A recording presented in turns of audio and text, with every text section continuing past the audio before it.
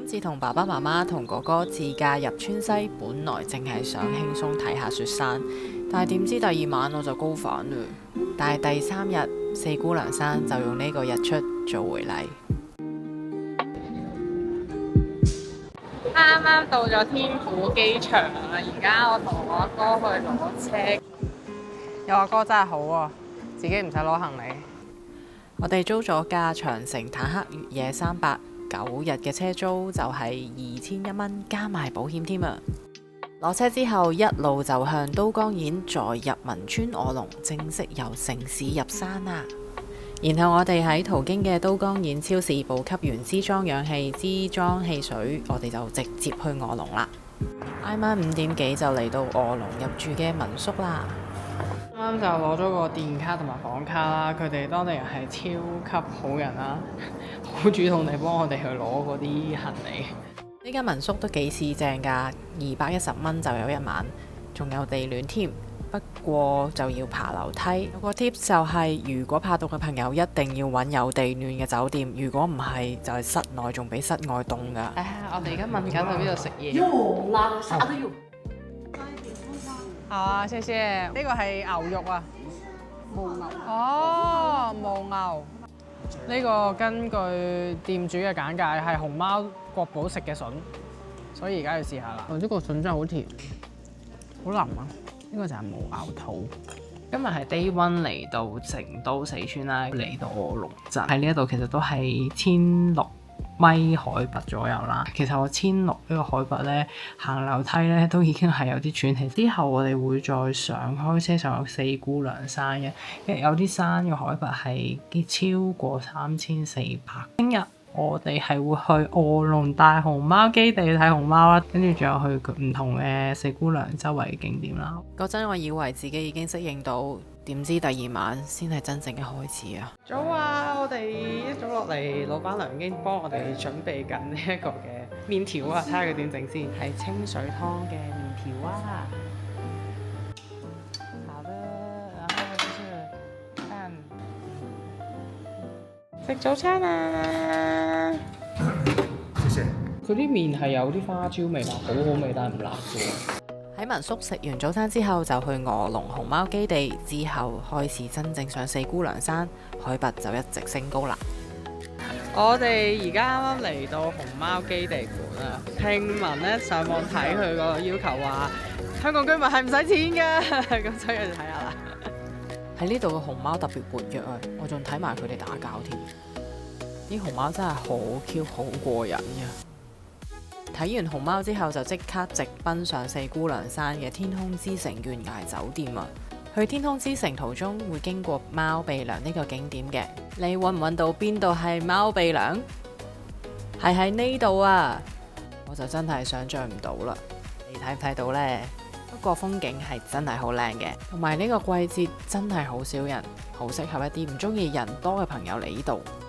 之後我哋就繼續出發去懸崖酒店啦，但係因為已經4點幾啦，我哋仲未食中午飯，所以就喺附近嘅縣城嗰度食碗麵啦。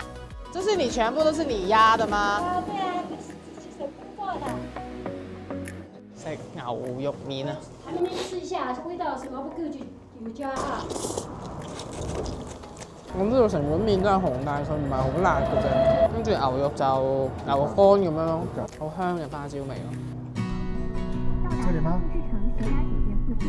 第二晚入住四姑娘山小金城嘅天空之城酒店，同埋晚餐都好加分，個 view 真係好靚。啱啱 settle down 咗，沖晒涼嗰啲嘢啦，跟住發現係好頭痛啦。坐喺度嘅血氧量都係得返75%，心跳仲要去到108。我又加上係唞氣都好辛苦。其實我一入房嘅時候我就覺得有冇咁誇張啊？要吸氧氣，睇下之後有冇舒服啲先。之後都係嘔，同埋好難瞓得着。好彩冇入醫院咋，不過為咗聽日，一切都係值得嘅。睇完日出之後，我哋就出發去四姑娘山嘅雙橋溝。入到景區之後，就會坐呢啲電瓶車上到去山頂。上到嚟都成點鐘啦，我哋就喺商業小街嗰度買咗少少嘢食，補充啲能量，繼續上山。呢度嘅核心活動區海拔範圍都有2000幾到3800㗎，所以行路真係要慢啲啊！呢度真係行兩步都喘氣。喂，食啖先啦，食啖先啦。離開雙橋溝之後去北棚溝，我哋冇行最傳統嘅嗰條路，而係行咗一條大家叫李小路嘅路段。最正嘅係過咗隧道嗰一下，一出嚟就係雪山同高原風光，成車人即刻醒晒啊！開車去到北棚溝附近嘅酒店已經夜晚黑啦，所以我哋就早啲休息，第二朝開車去景點。我哋而家嚟到北棚溝站啊！咁就因為我哋係港澳台居民啦，就一定要去到嗰度先至售票處先買到嘅。咁我阿哥係呢度人，所以佢可以預先買。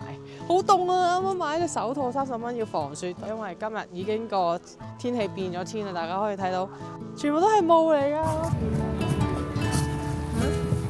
我哋而家嚟到呢一個龍王灣啊，其實咧呢度全部都係結晒冰㗎啦。不過其實真係好靚。而家上到嚟上海子啊，海拔由2000幾米去到3600米，個人好明顯係辛苦咗好多，好想喘氣。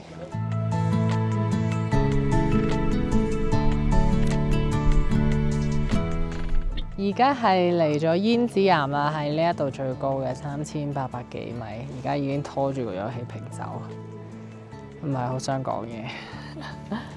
雖然唔舒服，但係呢度嘅雪山真係好宏偉啊，而且接近大自然嘅感覺真係好好。之後就坐車落返山食少少嘢就離開呢度啦。青稞小蛋糕。呢個係米酒橙汁，就是你們叫的米量是吧？對，這樣做果汁茶很少。哇，真係好飲喎！佢唔係酒嚟喎。你俾一少少。哦。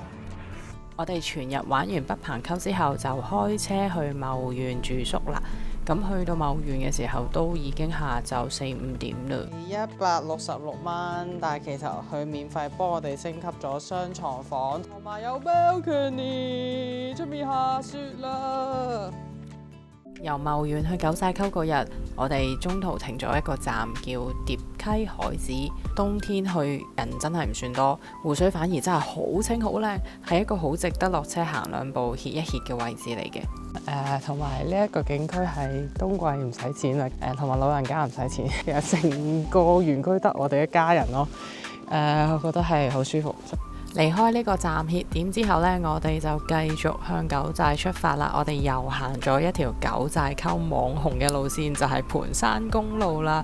咁其實佢嘅特色就係連續幾廿個嘅 S 級彎啦。其實車程都好耐嘅，但係沿途呢風景變化好靚，所以都係值得一去嘅。今日一早就準備出發去九寨溝門口啦。咁坐車之後就直達景點。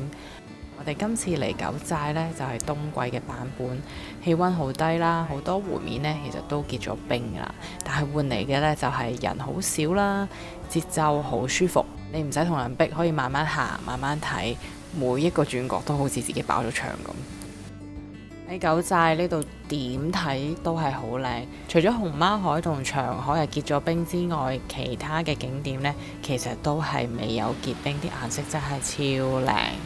而家呢個池就係五彩池啦，啲顏色真係非常之假。之後導遊就車咗我哋去佢哋嘅寨子嗰度啦。啱啱真係入咗嚟，佢哋送咗一杯酥油茶俾我哋。好，謝謝。有牛公。其實佢哋嘅寨子即係屋企啊，咁就喺側茶蛙溝入邊嘅。側茶蛙溝裏邊有個觀景台，係喺上邊呢先至會見到一連串嘅小海子㗎。雖然行上嚟係有啲辛苦，但係都係值得嘅。其實呢個禮拜嚟到川西，我哋都冇期待過我哋可以拍到啲乜嘢嘅景色，只係想一家人平平安安咁樣行完，慢慢睇。今次最意外嘅係高反，最開心係無論我行得有幾慢，都有人陪住我一齊行。如果你想自駕川西，行程唔好排得太滿，俾身體適應下，你肯放慢，風景自然會等你。